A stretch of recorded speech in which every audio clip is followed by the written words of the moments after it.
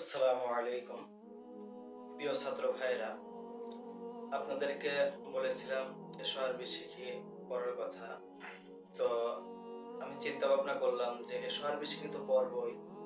এখন আমাদের মৌলিক যে উদ্দেশ্যটা কোরআন ও হাদিসের ভাষা শিক্ষা এবং আরবি ভাষাটা পুরো আয়ত্ত করা।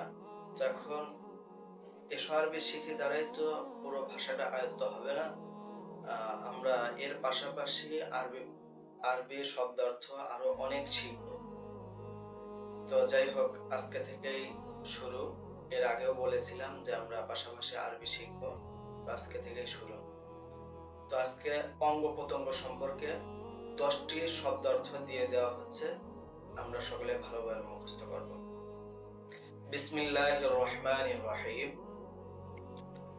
শাআরুন চুল, রাসুন মাথা, জাবহাতুন কপাল, হাজিবুন ভুরু, রিমসুন চোখের পাতা, আইনুন চোখ, হাদাকাতুন চোখের মণি, আনফুন নাক, মিনখরুন নাকের ছিদ্র, বুবুন চোখের মণি। তো এই 10টি শব্দার্থ আমরা মুখস্থ করে আসব এবং শরীরের মধ্যে যত অঙ্গ আছে প্রত্যেকটা অঙ্গ সম্পর্কে আপনাদেরকে আরবি বলে দেওয়া হবে, আপনারা ভালোভাবে মুখস্থ করে আসবেন। আসসালামু আলাইকুম।